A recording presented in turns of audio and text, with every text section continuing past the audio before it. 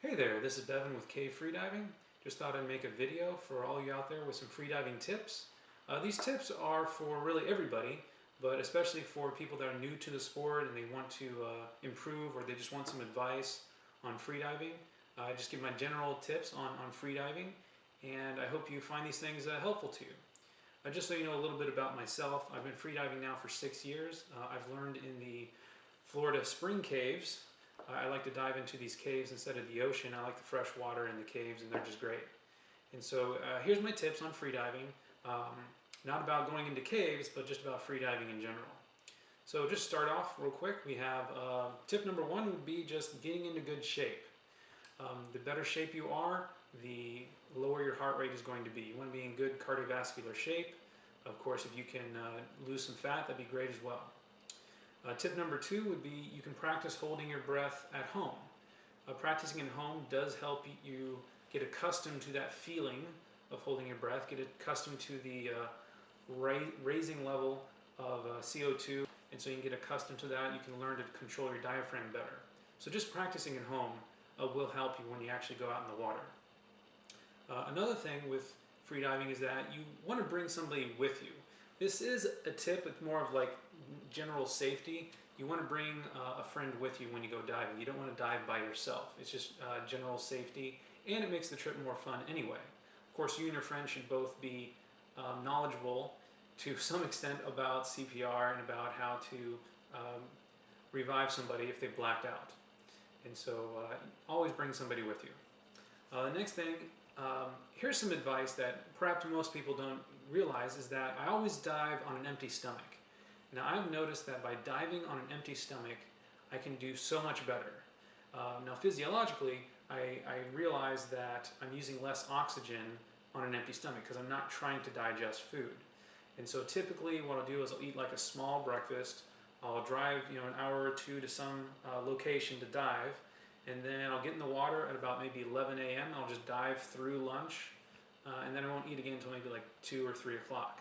And so I've seen that my performance is always much better when I'm diving on an empty stomach. The next thing is some of the gear that you have for freediving can help improve your performance. Now if you're a beginner, you probably don't have all the gear that you need for freediving, and you might even have the money to buy all these things. But here's my recommended gear for freediving. And this is just general things. To start off, we'll start with the fins. Now most of you probably have short fins like this, and this is short. This is actually not ideal for freediving. You want to have a longer fin than this. But if you are going to have a short fin, at least get one that's solid right here, and not like with holes in it or some kind of split.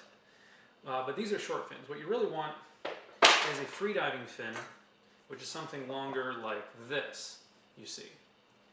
These are freediving fins. They're more efficient. You'll be able to basically move better in the water, use less oxygen, because that's what it's all about. And so, freediving fins. All right. Other than that, I also like using just some neoprene socks. It's more comfortable on your feet with the fins. You also want to have a wetsuit. Whether you're diving in the ocean or diving in a cold spring, you want to have a wetsuit. It helps keep your heart rate low because you're comfortable, you're not cold, your body doesn't have to work to keep you warm. And so just by staying warm with a wetsuit helps you hold your breath longer, essentially. I like this particular one. It's very stretchy material, it's very comfortable. Other than that, we also have a weight belt. Now, weight belts can be expensive. They can also be cheap too. This particular one is rubber. It holds much better to your body and doesn't slide around. There's nylon weight belts, but they're cheaper, but they kind of slide up and down your torso. This weight belt, I have about 8 pounds on this because of the springs I usually go into. The point of the weight belt is just to make it easier to dive down. Now you may think to yourself, well, it's going to make it harder to come up.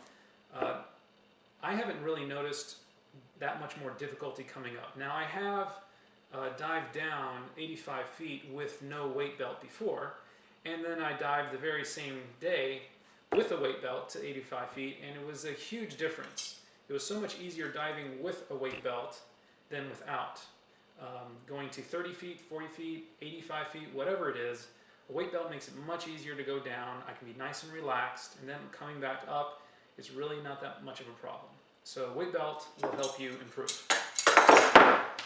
Other than that, you got your masks. The typical freediving mask is a low volume mask. This mask is a low volume mask. It also has a very large viewing window, which is what I like for going to these caves. But there's many other types and kinds of freediving masks out there that are low volume. This essentially makes it easier when you need to equalize your mask under the water pressure. Also, your snorkel. Freedivers use a simple snorkel, not one of the dry snorkels that has a valve in it that will close when you go underwater, because then it traps air inside, and that air in your snorkel will compress and like suck on your mouth if it's in your mouth. Freedivers just use a simple snorkel. I mean, you can just cut this thing off and it'll work just fine. And we'll get into that some more when I'm talking about diving. Also, you want to have some kind of watch, because you want to time your dives. You want to time how long you're down and how long you're up. A simple waterproof waterproof watch will do that. If you can get a dive watch, if you can spend the money for a dive watch, then you can know how deep you are as well. Okay, so that's in terms of gear.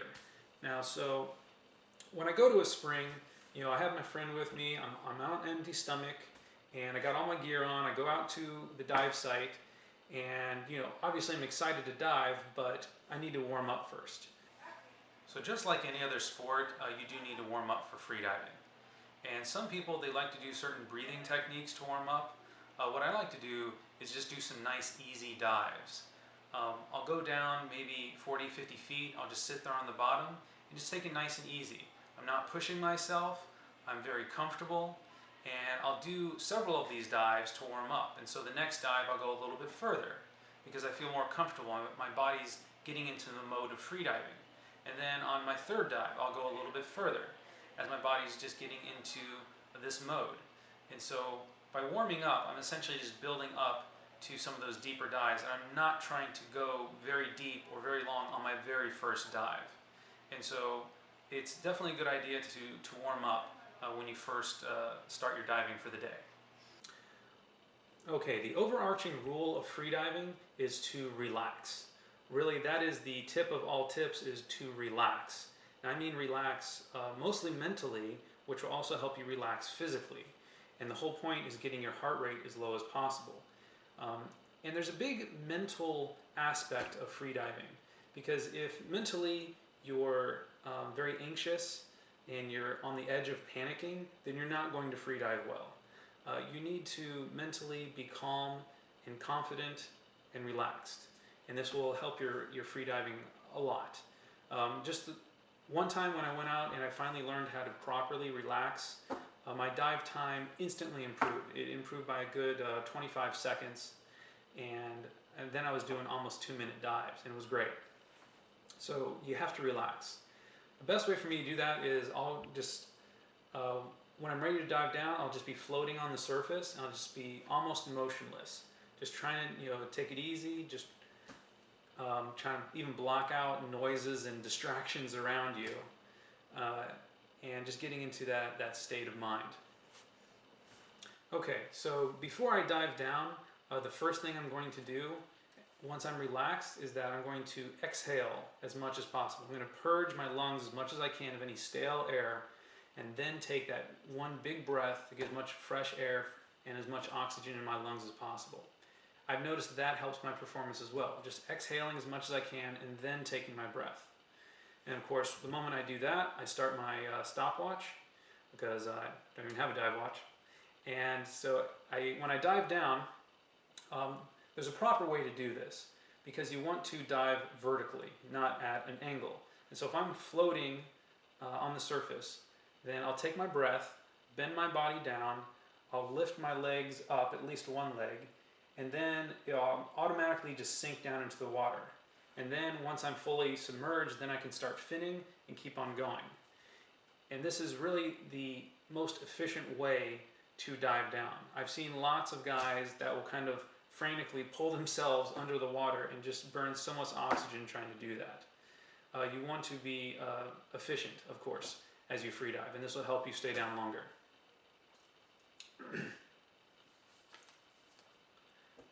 Now, another thing that you need to do when you first go down is that you need to take the snorkel out of your mouth. This is a general freediving practice that you take your snorkel out when you dive down. And it's going to be, kind of dangling next to your head, but that's fine. That's okay. There's a couple different reasons for this, but essentially, part of it's safety. If you black out, you don't want to have water going into your mouth through your snorkel. But also, it's just more comfortable. It's easier. And I find that I can dive better by pulling that snorkel out of my mouth. I'm just a little more relaxed. All right, now like I said, you need to dive vertically. You need to go straight down in the water. You don't want to go at an angle. I have seen new freedivers do this. I've seen lots of people try to go in at an angle. I'm like, you're making it harder than it needs to be. Just go straight down. You sink easier, and it's a shorter distance. The thing is, it's maybe a little uncomfortable being upside down because we like being right side up. And so if you can get accustomed to that feeling of being upside down, then you're essentially going to be able to dive farther than if you were going at an angle. Now, as you go down, you also need to equalize your ears. Now, I assume that anyone out there watching this video probably knows how to equalize their ears. But if you don't, there's plenty of websites that can show you how to do it. It does take practice, and it does take some patience. I know for myself, it wasn't until about my 15th try trying to equalize my ears did it finally work on both of my ears. And then I had a newfound joy and power of freediving once I learned how to equalize my ears. So as you're diving down, you need to equalize often. You need to equalize before your ears hurt. Typically, you could say every 10 feet, or you could even do it every 6 or 8 feet. But you need to frequently equalize as you're going down. So if I'm going down, let's say 80 feet, then yes, I need to equalize at least 8 times. Now, as you equalize, it's also a natural thing to equalize the pressure in your mask. Now, you may not realize it, but all the air in your head and in your mask is compressing. It's not just the air in your lungs, so air in your sinuses. And so when you equalize your ears, you also need to push a little bit of air into your head, into your mask, and then you'll feel fine. Freedivers will typically do this in one motion, and so that's something you can learn to do if you're new to the sport. You can learn how to equalize your ears and your mask at the same time. And it's really not that too difficult, especially if you're using the Valsalva method or some of the other equalizing methods out there. A minor little tip I can give you is as you're diving down, you want to keep your head straight. Now you think if you're upside down and your head is straight, then you're just looking in this direction and you're not really looking where you're going. Yes, that's true. You can tilt your head a little bit. The point is of keeping your neck pretty much straight is that it's a more natural position. You don't have to use a lot of muscles to try to keep your neck craned like that. And so it's a more relaxed position, but also if you bend your neck, you're putting pressure on your trachea, which already has pressure on it from the water pressure. So it is safer to keep your head straight as you go down. And so just try to do that as you dive. It's a better way to free dive by keeping your neck relatively straight. Of course, you can look left and right as much as you want. But I'm just talking about doing this is generally a bad idea when you're 60, 70, 80 feet under or deeper. All right, so at this point, you've done all these things. You're now underwater, 40 feet, 50 feet, 60 feet, whatever, and you're starting to look around. Now, as you move around during your dive, you do want to move efficiently. I've seen people move very jerky and very fast, and essentially they can't stay down very long the faster they move. And so you do want to move slowly. You want to also move efficiently through the water, as much as you can like a fish, so that you don't burn oxygen so fast, and you can go deeper and you can stay down longer. That's really what it's all about. Now, a big part of freediving is believing in yourself. You need to have some confidence in yourself. You need to push yourself a little bit in order to improve. Now, when I first started as a beginner, I was going down maybe 40, 45 feet, and my dive times were maybe 40, 45 seconds. So if I didn't believe that I could do better than that, then I would have never improved. And so I slowly pushed myself just a little bit more over years. And so at this point, I can now get down to 100 feet, and I can do dives that are 2.5 minutes if I want to, or even longer if I tried. So I've had that confidence, and you need that as well. You need to believe in yourself, believe that you can do it. And that will actually improve your physical performance by believing in yourself. And as you push yourself, you just push yourself just a little bit at a time. You don't want to make like a big jump because that is dangerous. You don't know if you can actually do it. And so if you're going down 50 feet, okay, let's try to go 55. If you can do 55 and get back to the surface and you feel fine, you feel okay, you're not lightheaded or gasping for air, then that was safe. That was a good dive. Then maybe you could do 60 feet. And then you can go to 60, see how you feel when you get to the surface. And so you keep judging how your dives are going by how you feel when you get back to the surface. This way you know your limit, which is the other side of the coin. You do need to believe in yourself. You do need to have some confidence and push, but you also need to know your limit.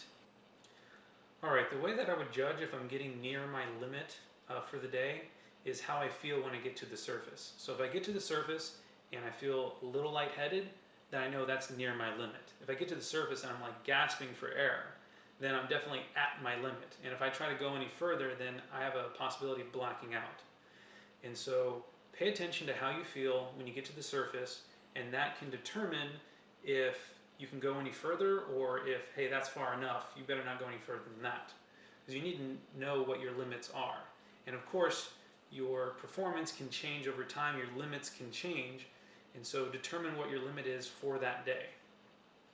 All right, the last thing is, of course, when you get to the surface, you need to have some kind of interval between your next dive. You need time for your CO2 and your O2 to return to normal levels, because of course your CO2 is going to be high, your O2 is going to be low. And the general rule is to rest twice the amount of time of your dive. So if your dive was a minute, you want to rest at least 2 minutes. If your dive was 2 minutes, you want to rest at least 4 minutes. Most freedivers will rest a minimum of 3 or 4 minutes, or even 5 or 6. Essentially, you need time to get your oxygen and carbon dioxide back into normal levels before your next dive. If you do back-to-back dives, you're going to run into problems. Your CO2 is going to be really high, and it's just going to be hard for you to hold your breath. And of course, your oxygen is also going to be low. But you need to rest between dives. Anyway, that's all the advice that I have for now. These are my general freediving tips. These aren't any tips about going into caves. I'll make another video about going into caves and give you all the tips about that. And so if you have any questions about any of these tips, just go ahead and leave me a comment and I'll respond. And other than that, keep on diving out there and be safe.